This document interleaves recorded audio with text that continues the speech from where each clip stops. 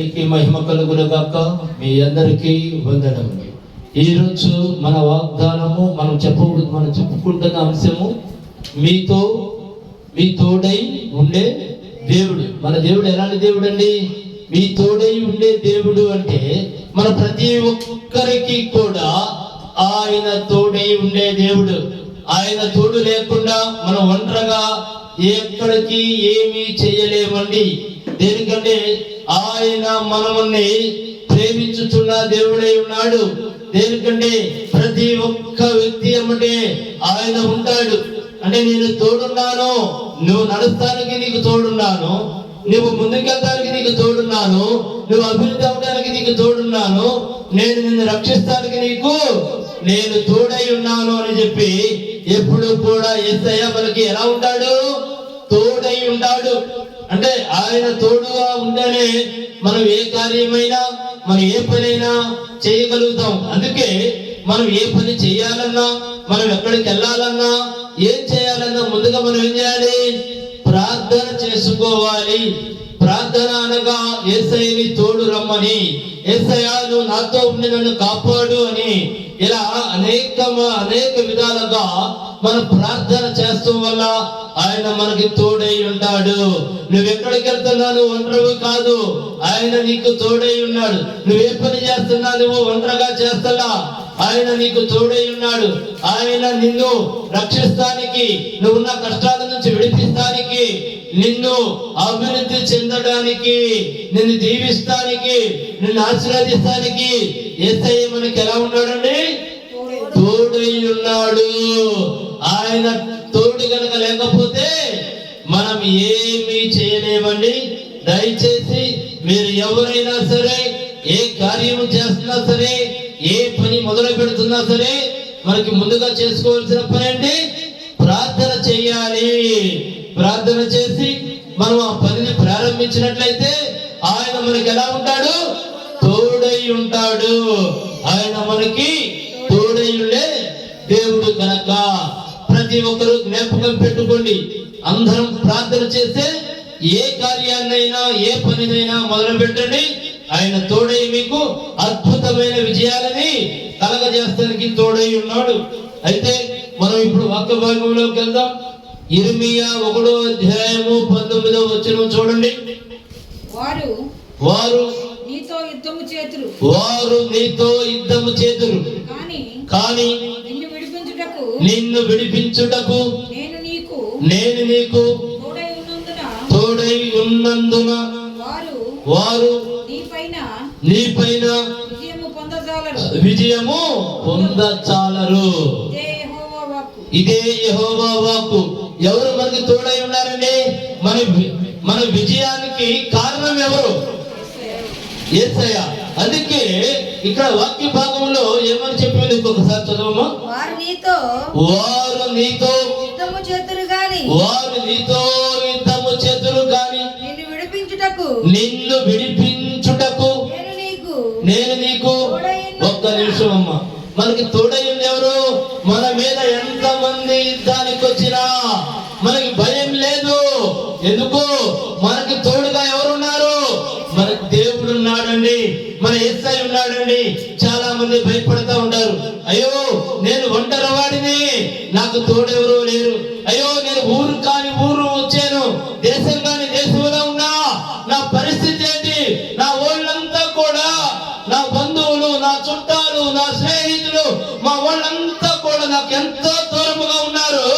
నేను ఇక్కడ ఒంటరిగా ఉన్నాను, నాకు తోడెవరని ఆ విధముగా బాధపడుతూ ఉంటారు. కానీ ఇక్కడ మన దేవుడైన యేసయ్య ఏం చెప్తున్నాడు? నేను నీకు తోడై ఉన్నాను. దేనికంటే ఆయన నిన్ను సృష్టించిన దేవుడు, ఆయన నన్ను సృష్టించిన దేవుడు. మనం ఎప్పటికీ ఎన్నటికీ తోడు లేకుండా లేము. మన తోడు ఎవరున్నారు అంటే సర్వశక్తి కలిగిన దేవుడు ఉన్నాడు, సర్వ సృష్టిని సృష్టించిన దేవుడు ఉన్నాడు. ఆయన మనతో ఉన్నాడు అని వాగ్దానం ఇచ్చిన దేవుడు. మన దేవుడు వాగ్దానం ఇస్తే ఎలా ఉంటుందో తెలుసా? భూమి ఆకాశములు గతించిపోయినను ఆయన వాగ్దానము గతించిపోదండి. జ్ఞాపకం పెట్టుకోండి. మనం ఎప్పటికీ ఒంటరము కాదు. మనకి తోడు ఎవరున్నారు? మనుషులు మన తోడు ఎవరంటే దేవుడే నేనున్నాను నీకని చెప్పుచున్నాడు. దేనికంటే ఆయనే కనుక ఉంటే ఈ లోకమంతా ఏకమై వచ్చినా నిన్ను ఏమీ చెయ్యలేరు.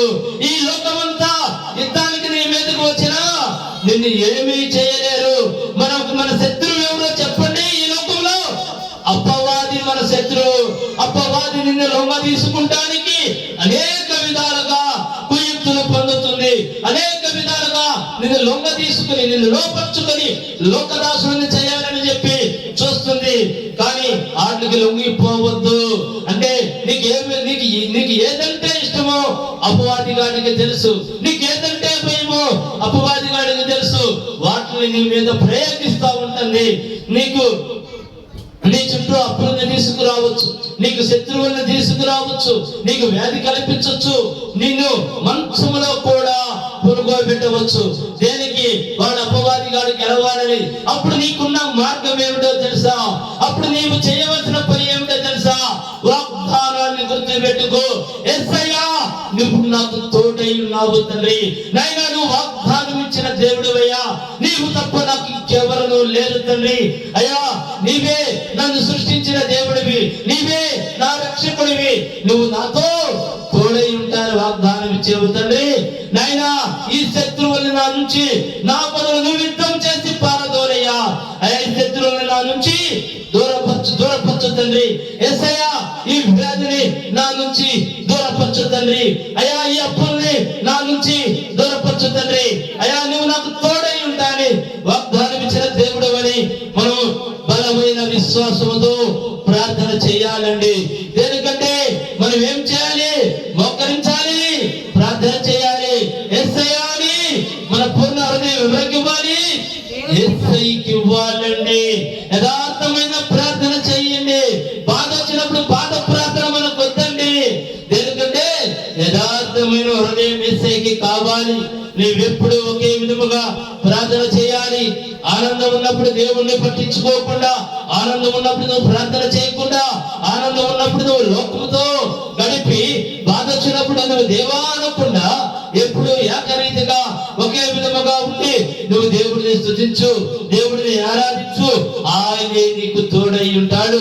ఆయనే కనుక నీకు తోడై ఉంటే ఏ వ్యాధి నీ దగ్గరికి రాదు, ఏ బాధ నీ దగ్గరికి రాదు, ఏ శత్రువు నీ దగ్గరికి రాడు, ఏ అపవాదం నీ దగ్గరికి రాదు, ఏ దరిద్రము నీ దగ్గరికి రాదండి. కారణం ఏమిటో తెలుసా? యేసయ్య మనకి తోడై ఉన్నాడు గనక. జ్ఞాపకం పెట్టుకోండి, మనం ఎప్పుడు ఎన్నడూ ఒంటరి వారము కాదండి. మీరు ఎక్కడికి వెళ్తున్నా చాలా మంది అయ్యో నేను హైదరాబాద్ వెళ్తున్నానండి, ఒక్కడే వెళ్తున్నాను, లేదా అయ్యో నేను ఎక్కడికో ఊరు వెళ్తున్నానండి, నా ఆరోగ్యం బాగాలేదు, నేను ఒక్కడే వెళ్తున్నాను అని చాలా మంది బాధపడుతూ ఉంటారు. నాకు తోడెవరున్నారు, నేను ఒంటరిగా వెళ్తున్నాను, ఆరోగ్య పరిస్థితి బాగాలేదు, ఏమన్నా జరిగితే ఇవన్నీ అపవాది యొక్క ఆలోచనలండి. మనకు తోడెవరున్నారు? సర్వ సృష్టికర్త అయినా యేసయ్య నీకు నాకు తోడుగా ఉన్నాడు. మనం ఎప్పుడు ఎన్నటికీ ఒంటరి వారము కాదని జ్ఞాపకం పెట్టుకోండి. ఏ ఒక్కరు కూడా భయపడాల్సిన అవసరం లేదు. మన తోడెవరంటే మన దేవుడు. ఇంకా చదువమ్మా, మనకు చదువు. వారు నీతో యుద్ధము చేతురు గాని, వారు నీతో యుద్ధము చేతురు గాని నిన్ను విడిపించుటకు నేను నీకు తోడై ఉన్నందున. చూడండి ఏమంటున్నాడు? ఎలాంటి సమస్య అయినా, ఎలాంటి బాధ అయినా, అది ఏదైనా కానీ నిన్ను విడిపించడానికి నీకు తోడై ఉన్నందున ఆయన నీ పైన విజయము పొందజాలరు. వారు నీ పైన విజయము పొందజాలరు. నేను చెప్పేది చూడండి, ఈ లోకమంతా ఏకమే గాని అయినా సరే వారెవరు నీ మీద విజయము పొందచాలరు. ఇదే యెహోవా వాక్కు. దేవుడు ఇంత బలంగా మనతో ఉన్నాడు. ఇన్ని బలమైన మాటలు మనతో చెప్పుచున్నాడు. మనం ఎందుకు విశ్వాసంగా ఉండకూడదు? మనం ఎందుకు ఒంటరమే? మనం ఒంటరివారమే కానే కాదు. దేనికన్నా చెప్పండి, ఆయన మనకి తోడై ఉన్న దేవుడు. ఆయన మనతో ఉన్న దేవుడు. కాబట్టి ఏ విషయంలో మీరు భయపడవద్దండి, ఏ విషయంలో మీరు కుంగిపోవద్దు. అసలు మనకి దేవుడి బిడ్డమైన మనకి ఏమనకూడదు చెప్పండి, భయం ఉండకూడదు. దేనికి? మనం దేవుడి బిడ్డలము కనుక యేసయ్య మనకి తోడై ఉన్నాడు. ఒకటే మాట, నా దేవా నువ్వు నాకు తోడై ఉన్నావు. ఆమేన్. ఆ ఒక్క మాట చాలండి, నిన్ను విజయాల వైపు నడిపించింది, నిన్ను లేవనెత్తింది. నీ జోలికి ఎవరు రారండి. ఈ ఒక్క మాట చాలు. ఎత్తి పట్టి ప్రార్థన చేయండి. వాగ్దానాన్ని, యేసయ్యా నీవు నాకు తోడై ఉన్నావు, ఈ లోకంలో ఏది నన్ను చెలించలేదు, నీవుండగా నాకు భయము లేదు తండ్రి అని మనం ఎప్పుడైతే బలమైన నిర్ణయం తీసుకుంటామో, ఎప్పుడైతే బలంగా యేసయ్యని నమ్ముతామో, ఈ లోకంలో ఏది కూడా నిన్ను అంటలేదు, తాకలేదు, ముట్టలేదండి. అంటే మనకి విశ్వాసం కావాలి. ఎవరి పట్ల విశ్వాసం కావాలి? మన దేవుడు పట్ల మనకి విశ్వాసం కావాలి. మన దేవుడు ఎంత గొప్ప దేవుడు. ఇప్పుడు 2వ వచనానికి వెళ్దామండి. మనం మరొక వాక్య భాగంలోకి వెళ్దాం. సామెతలు 8వ అధ్యాయము 21వ వచనము చదవండమ్మా. నన్ను ప్రేమించు వారిని ఆస్తికర్తలుగా చేయుదును. ఏమంటున్నాడు ఇక్కడ? నన్ను ప్రేమించు వారిని ఆస్తికర్తలుగా చేయును, వారి నిధులను నింపెదను. చూడండి, చాలా మంది ఏ విధంగా మాట్లాడతారంటే, ఇంకేంటి నువ్వు ప్రార్థన చేస్తున్నావా, నీ కష్టాలు వచ్చేసి, కానీ నువ్వు ప్రార్థన చేస్తున్నావా, నిన్ను వ్యాధులు చుట్టేస్తాయి, కానీ నువ్వు ప్రార్థన చేస్తున్నావా, ఇక నీ పని అయిపోయింది కానీ అని చెప్పేవాళ్ళు ఉన్నారండి. దయచేసి ఆ మాటలు నమ్మవద్దు. మనం ఇంతకు ముందర చెప్పుకున్నాం ఏమని, ఆయన తోడై ఉంటా అని వాగ్దానం ఇచ్చాడు. నీ మీదకి ఎంతమంది వచ్చినా వారు నీ పైన విజయాన్ని పొందలేరని చెప్పి ఉన్నాడు. యెహోవా వాగ్దానం ఇచ్చి ఉన్నాడు. ఆయన వాగ్దానం ఇస్తే భూమి ఆకాశములు గతించిపోయినా ఆయన వాగ్దానం గతించిపోదండి. దయచేసి ఏ ఒక్కరు మనం నిరుత్సాహపడాల్సిన అవసరం లేదు. మనం ఈ లోకంలో మనం ఎప్పుడైతే యేసయ్యని నమ్ముతామో, మనం ఎప్పుడైతే యేసయ్యని ప్రేమిస్తామో, మనం దేనికి భయపడాల్సిన అవసరం లేదని. నువ్వు కనుక పేదవాడివా, నువ్వు యేసయ్యని ప్రేమించు. బైబిల్లో ఉన్న వాక్యము నీ పట్ల నిజమై తీరితే ఇది నిజం. ఎందుకంటే ఆయన వాక్యములో అంత శక్తి ఉందండి. బైబిల్ యేసయ్య అంటే చాలండి, నీ కష్టాలన్నీ తీరిపోతాయి. మరి ఒక్కసారి మీకు చెప్పుచున్నాను, సామెతలు 8వ అధ్యాయము 21వ వచనము బాగా జ్ఞాపకం పెట్టుకోండి, మీరు రాసుకోండి, అవసరమైతే మళ్ళీ మళ్ళీ చదవండి. ఇంకోసారి చదవండమ్మా. మీరు ప్రేమించు వారిని, నన్ను ప్రేమించు వారిని ఆస్తికి కర్తలుగా చేయదు. అంటే ఈ ఆస్తి, ఒక్క నిమిషం, ఈ ఆస్తి ఎవరి చేతిలో ఉందండి? మన ఆస్తులన్నీ ఎవరి చేతిలో ఉన్నాయి? దేవుని చేతిలో ఉన్నాయి. అంటే చాలా మంది అనుకుంటున్నారు యేసయ్య దగ్గర ఏమీ లేదు, లోకములో ఉందని లోకాన్ని ప్రేమిస్తున్నారు. కానీ ఇక్కడ యేసయ్య ఏం చెప్తున్నారు తెలుసా? నన్ను ప్రేమించు వారిని ఆస్తికర్తలుగా చేయుదును అని. ఇక్కడ ఒక నిమిషం అమ్మా, ఇక్కడ యేసయ్య వాగ్దానం ఇచ్చాడు. నువ్వు నన్ను ప్రేమిస్తున్నావా? ఈ ధనము కోసమే కదా నువ్వు ఎన్నో తప్పుడు ఆలోచనలు చేస్తుంది. ఈ ధనము కోసమే కదా నీవు నా బిడ్డమైన నీవు నన్ను వదిలి వెళ్తుంది. ఎక్కడెక్కడో లేదు, నీకు ఈ లోకములో లేదు ఆస్తి.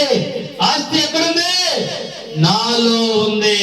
నీవు నన్ను ప్రేమిస్తే నా ఆస్తి అంతా నీదే. దేనికి? నువ్వు నా బిడ్డవు గనక.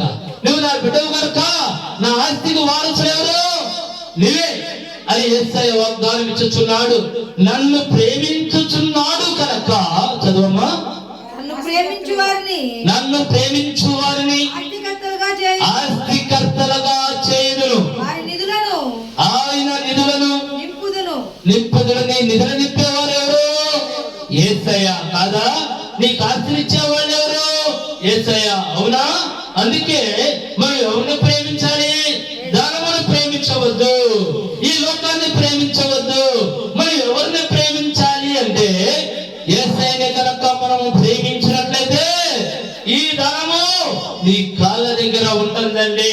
ఎందుకంటే దానికి ఆస్తిని సమస్తాన్ని ఇవ్వగలిగిన దేవుడు ఎవరు? యేసయ్య. కాబట్టి ఆయన కనుక మనం ప్రేమిస్తే ధనాన్ని ఎక్కడ ఉంటుంది? యేసయ్య దగ్గర ఉంటుంది. నీ ఆస్తికి కర్తలుగా చేస్తా అన్నాడు, నీ ధననిధిని నింపుతాను వాగ్దానం ఇచ్చాడు. ఇది తెలియక మనం లోకమంతా తిరిగేస్తాం. ఎక్కడ డబ్బులు వస్తాయి, ఎక్కడ ఏ పని చేస్తే ఏమొస్తాయి అని అనేకమైన పాపాలు చేస్తారు, అనేకమైన అబద్ధాలు ఆడతారు, అనేకంగా తప్పుడు మార్గంలో నడవాలని ప్రయత్నిస్తారండి. మీరు ఏ పాపము చేయవలసిన అవసరం లేదు, మీరు ఏ తప్పు చేయవలసిన అవసరం లేదు, మీరు ఏ తప్పుడు మార్గంలో నడవలసిన అవసరం లేదండి. యేసయ్యని ఆశ్రయించండి, యేసయ్యా అని ప్రార్థన చేయండి, యేసయ్యకి నీ పూర్ణ హృదయాన్ని ఇవ్వండి, యేసయ్యని నమ్మండి. సమస్తము ఎవరిలో ఉన్నాయండి? యేసయ్యలోనే ఉన్నాయి. దేనికంటే నువ్వు యేసయ్యని ప్రేమించు, నీకు ఏమి కావాలో ఆయనకి తెలుసు. నేను ఆస్తికి కర్తగా చేస్తా అన్నాడు అనలేదా? అన్నాడు. ఇంకొకసారి చదవమ్మా. నన్ను ప్రేమించు వారిని ఆస్తికర్తలుగా చేయను, వారి నిధులను నింపుదును. ఏమండి, మీ నిధులన్నీ నింపేస్తాడండి. అంటే మీరు యథార్థముగా యేసయ్యని ప్రేమించండి. మీరు ఎవరిని ప్రేమించాలంటే ఈ లోకాన్ని ప్రేమించవద్దు, ఈ లోకంలో ఉన్న వారిని ప్రేమించవద్దు. మీరు ఎవరిని ప్రేమిస్తే మీరు ఆస్తికి కర్తలవుతారు? దేవుడిని ప్రేమించండి. అంటే ఆయన సర్వ సృష్టికర్త, సమస్తము ఆయనలో ఉన్నవి. ఎక్కడ ఎవరిలో ఉన్నాయండి? యేసయ్యలోనే సమస్తము ఉన్నవి. అందుకే మనం ఎవరిని ప్రేమించాలి? ఈ లోకంలో చాలా మంది ఉంటారు, చాలా మంది అంటా ఉంటారు, నీ మనసు ఎక్కడో పెట్టుకొని నువ్వు ప్రార్థన చేస్తావు వల్ల దేవుడు నిన్ను దీవిస్తాడా? నిన్ను దీవించడు. దేనికి? నీ పూర్ణ హృదయాన్ని యేసయ్యకి ఇవ్వు, నువ్వు యేసయ్యనే ప్రేమించు. దేవా నీవే నా సర్వస్వము, దేవా నీవే నా సమస్తము, నీవు తప్ప నాకెవరూ లేరు దేవా అని నీవు కనుక బలమైన నిర్ణయం తీసుకొని యేసయ్యనే ప్రేమించు, ప్రార్థన చెయ్యి, వాక్యం చదువు. అప్పుడు ఏం చేస్తాడు? సర్వధననిధిని సమస్తం నీ పాదాల దగ్గర ఉంచగలిగిన దేవుడు ఎవరైనా ఉన్నాడు అంటే యేసయ్య మాత్రమే. ఎందుకంటే బైబిల్లో వాక్యంలో రాయబడి ఉన్న మాట ఇది. నా సొంతగా నేను ఏ ఒక్కటి చెప్పనండి. దేనికంటే నీవు నన్ను ప్రేమించుచున్నావు గనక నిన్ను ఆస్తికి కర్తగా చేస్తా అన్నాడు. చూడండి, ఎక్కడెక్కడో వెతకాల్సిన అవసరం లేదండి. యేసయ్యని ప్రార్థిస్తే చాలు, యేసయ్యని ప్రేమిస్తే చాలు, సమస్తము యేసు నామములో సాధ్యమే. కాబట్టి మనం ఎవరిని ప్రేమిద్దాం? యేసయ్యని ప్రేమిద్దాం. యేసయ్యలో ఒక ఆస్తి కాదండి, సమస్తము యేసయ్యే ఉన్నాడని మనం నమ్మాలి. ఆయన సర్వశక్తి కలిగిన దేవుడు, సర్వాధికారి అయిన దేవుడు ఉన్నాడు గనక. మరొక వాక్య భాగానికి వెళ్దాం. నన్ను ప్రేమించు వారిని నేను ప్రేమించుచున్నాను, నన్ను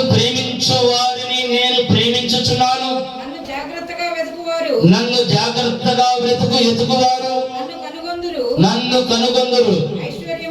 ఐశ్వర్యమును ఘనతను స్థిరమైన కలిమియు నీతియు నా యొద్ద ఉన్నవి. ఏమున్నాయండి?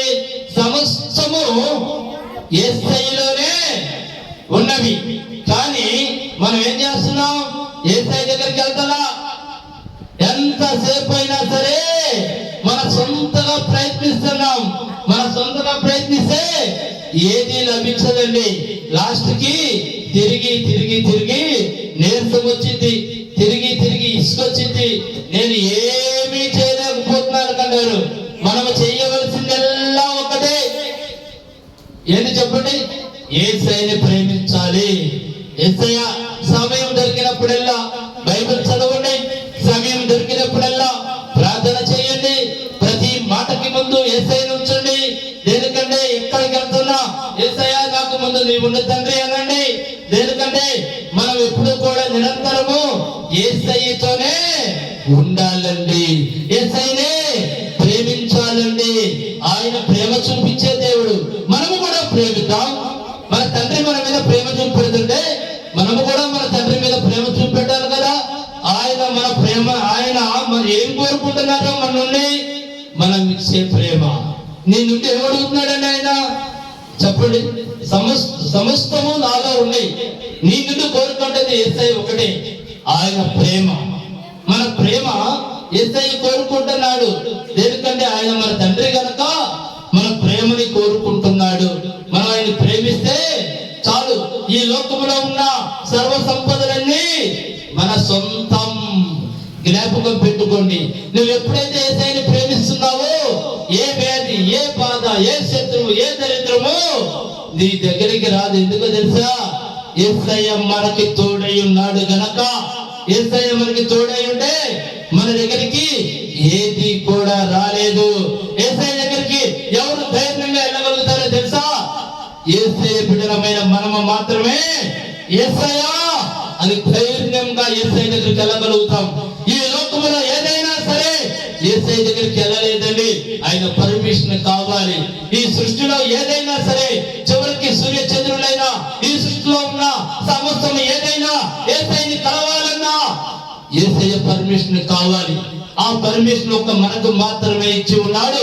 యేసయ్య అని మనం డైరెక్ట్ గా వెళ్ళిపోవచ్చు. మన అమ్మా నాన్న దగ్గరికి వెళ్ళిపోతున్నట్టుగా, నా తండ్రి యేసయ్య నాకు కావాలి అంటే చాలు, ఆయన నీ కోసము ఎప్పుడు నిరంతరం ఎదురు చూస్తూ ఉండే దేవుడు. అందుకే మనం ఏం చేయాలో తెలుసా?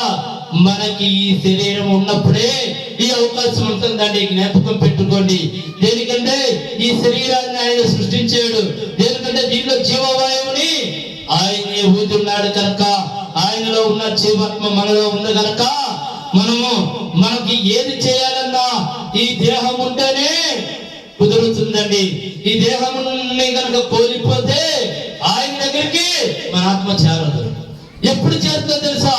ఈ దేహము ఉన్నప్పుడు నీవు కనుక యథార్థమైన హృదయముతో, యథార్థమైన మనసుతో, యేసయ్యని భయముతో, యేసయ్యని ప్రేమిస్తూ ఉంటే ఈ దేహము కోల్పోయిన నీ ఆత్మ డైరెక్ట్ దేవుడి సన్నిధానానికి వెళ్తుంది. యేసయ్య దగ్గరికి వెళ్తానికి నీకున్న మార్గం ఏమిటో తెలుసా? ఈ శరీర కోరికల్ని నువ్వు ఎప్పుడైతే అదుపులో పెట్టుకుంటావో, ఈ శరీర కోరికల్ని నువ్వు ఎప్పుడైతే అదుపులో పెట్టుకొని నేను ఏమి చేస్తున్నా నా దేవుడు చూస్తున్నాడని నీవు భయము కలిగి గనక జీవిస్తే, నువ్వు నీతిమంతుడిగా గనుక ఉంటే, నువ్వు యేసయ్యను గనుక ప్రేమిస్తే, ఈ దేహము కోల్పోయినా నీ ఈ ఆత్మ ఎక్కడికి వెళ్తుంది? దేవుని సన్నిధానానికి వెళ్తుంది. ఏదైనా ఈ శరీరము మనతో ఉన్నప్పుడే మనం ప్రభువు వద్దకి మార్గాన్ని సిద్ధపరచుకోవాలండి. ఈ దేహం ఉన్నప్పుడు మనం పిచ్చి పిచ్చి పనులన్నీ చేసి, పిచ్చి కార్యాలన్నీ చేసి, లోక కోరికలు తీర్చేసుకుంటే ఈ దేహం ఎలాగో ఉండదు. మనందరికీ తెలిసిన నిజం. కొన్ని వేల మందిని చూసుంటాం మనం. మనకు ఉపదేశించిన కాడి నుండి ఈ దేహము కోల్పోయినప్పుడు ఈ ఆత్మ దిక్కులేనిదైపోతుందండి, ప్రభు వద్దకు చేరదు. దయచేసి మనందరం కూడా ఇది మనకి మంచి అవకాశం. ఈ దేహం ఉన్నప్పుడు యేసయ్య రాజ్యానికి వారసులం అవ్వడానికి మనం ఏర్పరచుకోవాలి బాట. ప్రతి విషయంలో యేసయ్య అంటే భయం కలిగి ఉండాలి. ఎందుకంటే నువ్వేం చేస్తున్నా మన దేవుడు చూచుచున్న దేవుడు. ఈ లోకం కళ్ళు కప్పగలమేమో, కానీ యేసయ్య నువ్వేం చేస్తున్నావో ఆయనకి తెలుసు. నీ హృదయంలో కలిగే ఆలోచన ఆయనకు తెలుసు. అందుకే మనం ఏం చేయాలి? అపవాది అనేకమైన ఆలోచన తీసుకొచ్చేస్తూ ఉంటాడు ఎప్పటికప్పుడు. నీ మైండ్ ని ఖాళీగా ఉంచడు. మీరు ఒక్కసారి గమనించి చూడండి. నువ్వు ఏం పని చేయకుండా ఉన్నా నీ బుర్రలోకి 100 ఆలోచనలు వస్తా ఉంటాయి, పోతా ఉంటాయి. అందుకే నువ్వేం చేయాలి? చెడ్డ ఆలోచనలు నా మైండ్ లోకి, నా హృదయంలోకి, నా మనసులోకి రానీయకుండా చెయ్యయ్యా. అయ్యా, నా మైండ్ లో మీ దేవదూతల్ని ఉంచుతండి.